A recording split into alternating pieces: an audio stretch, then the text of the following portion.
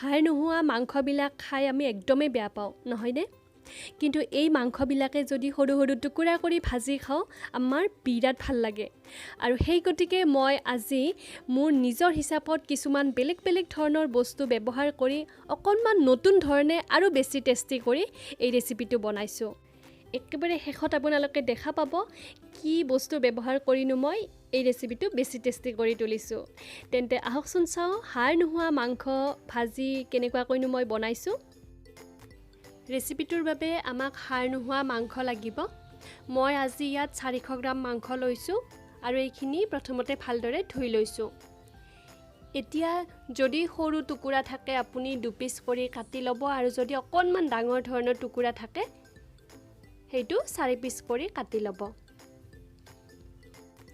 সয়াবিনবিলাক যিমানখিনি ডাঙৰ আকাৰৰ হয় সিমানখিনি ডাঙৰকৈ এই মাংসৰ টুকুৰা কেইটা কাটি ল'ব কাৰণ এই টুকুৰা কেইটা ডাঙৰ ডাঙৰ হৈ থাকিলে খাবলৈ একদম ভাল নালাগে গুটেখিনি এনেকুৱাকৈ কাটি লৈছোঁ ইয়াৰে পিছতে আমাক লাগিব 3টা ডাঙৰ পিয়াজ পাতল পাতলকৈ গোল আকৃতিত কাটি লোৱা ইয়াৰে পিছতে 2টা মিডিয়াম আকাৰৰ আলু সৰুকৈ কাটি লৈছোঁ আলুটো কিন্তু অপচনেল হয় আপোনালোকে নিদিবও পাৰে 2টা মিডিয়াম আকাৰৰ বিলাহী মিহিকৈ কাটি লৈছোঁ ইয়াৰে পিছত মছলাৰ ভিতৰত মই 2টা শুকান জলকীয়া লৈছোঁ এচামুচ গোটা জালুক লৈছোঁ ইয়াৰে পিছতে এচামুচ দালচিনি লং ইলাচি মিহলি কৰি লৈছোঁ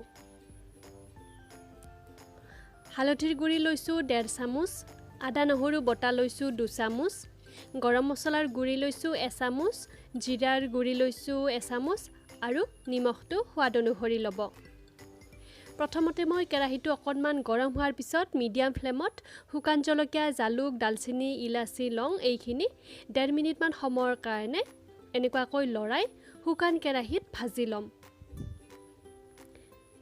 আৰু তাৰ পিছত এইখিনি মিক্সাৰ জাৰ এটাত উলিয়াই লৈ গুড়ি কৰি ল'ম এনেকুৱাকৈ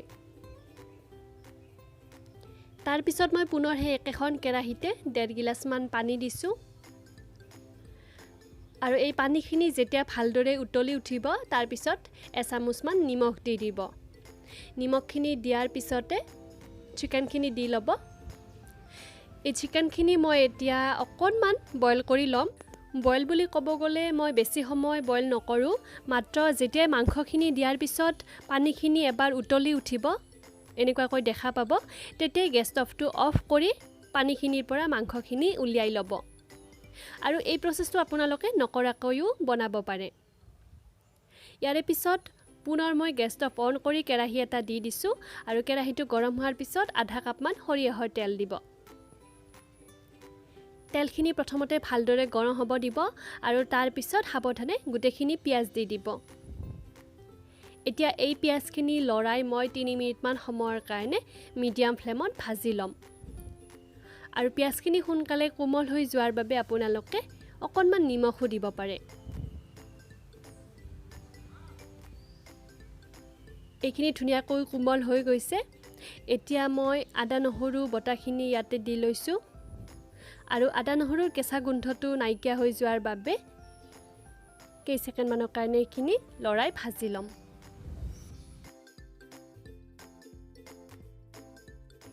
এতিয়া দি দিছোঁ হালধিৰ গুড়ি আৰু হালধিৰ গুড়িখিনি দিয়াৰ পিছতো পুনৰ এইখিনি এবাৰ লৰাই ইয়াতে চিকেনখিনি দিম গোটেইখিনি দি দিব আৰু তাৰ পিছত মিডিয়াম ফ্লেমতে এইখিনি ভালদৰে মিহলি কৰি লৈ ভাজি ল'ম এনেকুৱাকৈ আপুনি 2 মিনিটমান সময়ৰ কাৰণে ভাজি থাকিব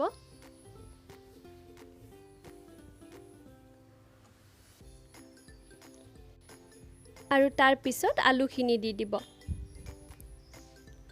আলু নিদিয়াকৈও ভাল লাগে কিন্তু আমাৰ অসমীয়াবিলাকে প্ৰত্যেকটো বস্তুতে আলু দিব বিচাৰো নহয় জানো সেই গতিকে মই আলু দি দিছোঁ লগতে নিমখ দিছোঁ জিৰা গুড়িখিনি দি লৈছোঁ আৰু যিখিনি আমি মিক্সাৰ জাৰত গুড়ি কৰি ললোঁ মছলা সেইখিনিও দি লৈছোঁ গৰম মছলাটো ইয়াতে মই এতিয়া ব্যৱহাৰ কৰা নাই একেবাৰে শেষত দিম যদি আপোনালোকে বিচাৰে এতিয়াই দি ল'ব পাৰে গোটেইখিনি ভালদৰে কেইমিনিটমানৰ কাৰণে এনেকুৱাকৈ মিক্স কৰি ল'ব।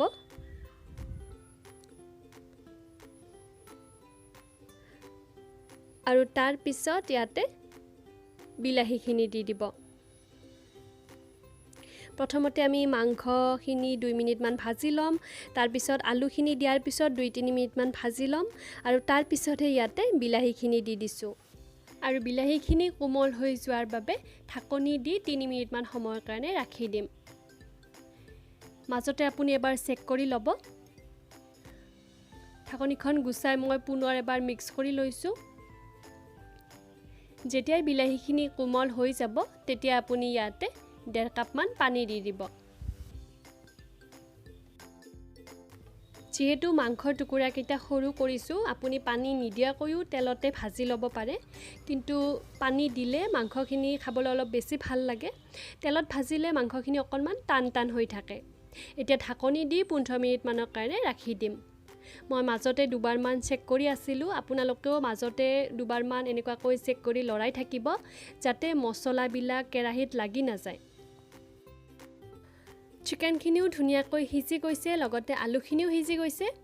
এতিয়া মই একেবাৰে শেষত এটা বেলেগ ধৰণৰ টিপছ দিছোঁ, সেইটো হৈছে ইয়াতে বেছি টেষ্টি কৰাৰ বাবে এই ৰেচিপিটো মাজত মই তেলখিনিত এটা কণী ভাঙি দিম। যদি আপোনালোকে বিচাৰে ইয়াতে 2টা কণী দি ল'ব পাৰে। ভাঙি দিছোঁ আৰু কেইছেকেণ্ডমান পিছত গৰম মছলাৰ গুড়িখিনি ইয়াতে দি ভালদৰে গোটেইখিনি মিহলি কৰি ল'ম। দেখি চাগে আপোনালোকৰ খাওঁ খাওঁ লাগিয়ে গৈছে নহয়নে?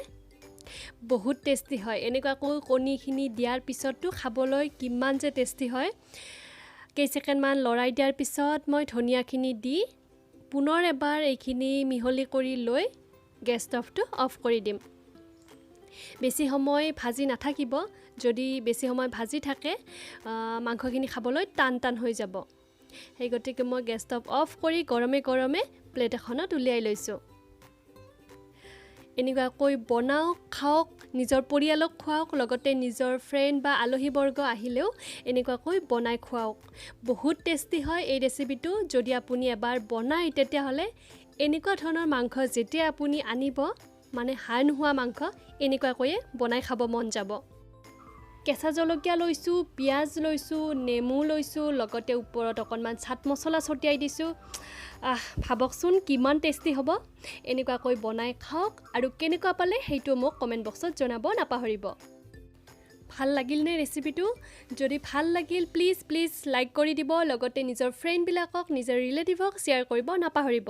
আজিলৈকে আহিছোঁ, ধন্যবাদ।